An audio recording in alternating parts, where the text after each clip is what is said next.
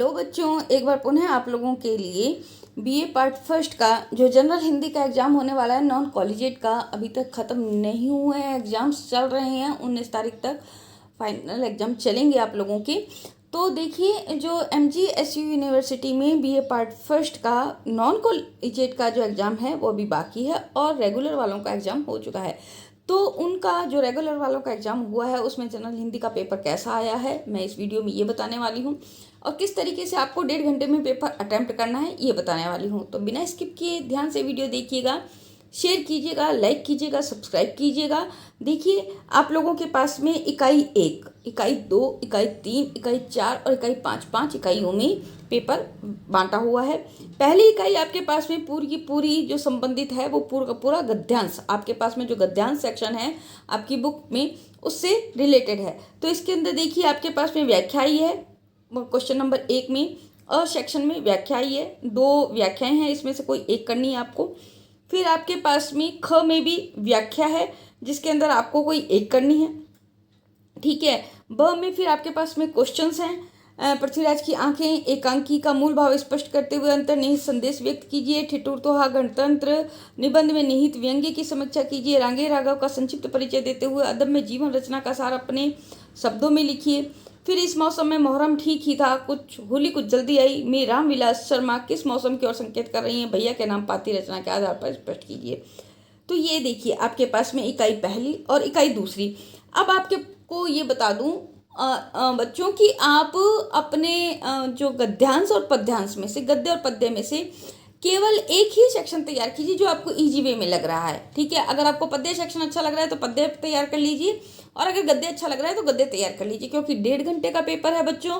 केवल एक ही आपको सेक्शन करना है, इकाई 1 और इकाई B में से, ठीक है। सेक्शन A और सेक्शन B में से केवल एक ही सेक्शन अटेंड करना है। तो सेक्शन B आपके पास में टोटल है पद्य पर आधारित, जिसमें आपके पास में देखो ये कबीर की व्याख्या ही है, फिर इसके साथ में एक और व्याख्या आधुनिक कोई कवि है उनकी है, फिर आपके पास में आधुनिक कवि की फिर एक जो आई हैं एक और व्याख्या, और फिर उसके बाद में मीरा की भक्ति भावना पर प्रकाश, फिर वह तोड़ती पत्थर कविता की मूल संवेदना, दुष्यंत कुमार का संक्षिप्त परिचय देते हुए हिंदी गजल के क्षेत्र में उनका योगदान, आओ मिलकर बचाएं कविता में निर्मल पुतुल ने आदिवासी समाज की किन विसंगतियों का चित्रण किया गया है। तो सेक्शन B और सेक्शन A में से आपको केवल एक ही सेक्शन करना है, ये मैंने आपको बता दिया है। तो इसलिए आप अभी अगर अपनी तैयारी कर रहे हैं और दोनों ही सेक्शन तैयार कर रहे हैं तो मत कीजिए, केवल एक ही सेक्शन कीजिए, क्योंकि वहाँ पर आपको ऑप्शन मिलेगा। आप अगर गद्य करेंगे तो गद्य और पद्य करेंगे तो पद्य, ठीक है। तो आप उसी हिसाब से अपनी तैयारी कीजिए। अब देखिए इकाई 3 में जो आपके पास में है इसके अंदर सारांश लिखना है, यानी कि संक्षिप्तीकरण करना है, ठीक है। इसमें जो क्वेश्चन आपके पास में आता है तीसरा, इसके अंदर आपके पास में देखिए संक्षिप्तीकरण आएगा, उसके बाद में किसी एक का पल्लवन आएगा, ठीक है। अब इसमें भी वहाँ पर निर्देश दिए जाएंगे आपको। रेगुलर वालों को निर्देश अलग हो सकते हैं और आप लोगों के लिए निर्देश अलग हो सकते हैं, इसलिए मैं आपको उसके हिसाब से नहीं बता रही हूँ। पेपर इस पैटर्न पे आ रहा है ये मैं आपको बता रही हूँ, लेकिन सेक्शन A और सेक्शन B में आप लोगों के पास में एक ऑप्शन रहेगा, ये पक्का ही है कि आप चाहे गद्य तैयार कीजिए चाहे पद्य तैयार कीजिए, ये ठीक है। लेकिन जो सेक्शन 3 है इसमें आपको कौन से ऑप्शंस दिए जाते हैं, क्या आपको कंपल्सरी करने के लिए दिया जाएगा, क्या आपको किस में से आपको ऑप्शन दिए जाएंगे, ये अलग हो सकते हैं, इसलिए मैं आपको इसमें नहीं बता रही हूँ कि रेगुलर वालों को क्या दिया गया था और आपको नॉन कॉलेजिएट वालों को क्या दिया जाएगा। लेकिन इसमें आएगा कैसे ये आप देख लीजिए। संक्षिप्तीकरण है, इसके बाद में पल्लवन है, 2 दे रखे हैं, इसमें से किसी एक पर करना है। हिंसा बुरी चीज़ है पर दास्ता उससे भी बुरी है, इसका पल्लवन करना है, यानी कि इसका विस्तार करना है। विश्वास पात्र मित्र जीवन की औषधि है, इसका भी विस्तार करना है। इन दोनों में से एक कर लीजिए। निम्नलिखित में से किन्हीं 4 शब्द युग्मों के अर्थ बताइए। अंश, अंश, अर्थी, अर्थी। देखिए बिल्कुल पढ़ने पर एक जैसे लग रहे हैं लेकिन बिल्कुल अर्थ अलग अलग हैं, इनका अर्थ बताना है आपको। 5 मुहावरों या लोकोक्तियों का प्रयोग कीजिए। आपके पास में 8 दे रखे हैं, इनमें से केवल 5 ही करने हैं, वहाँ पर वाक्य में प्रयोग करना है, ठीक है। फिर आपके पास में किन्हीं 2 शब्दों की वर्तनी शुद्ध कीजिए। आविष्कार, श्रीमती, अतिथि, द्वारिका, इनकी वर्तनी यानी कि इनकी मात्राएं गलत है, इनको सही करके लिखना है।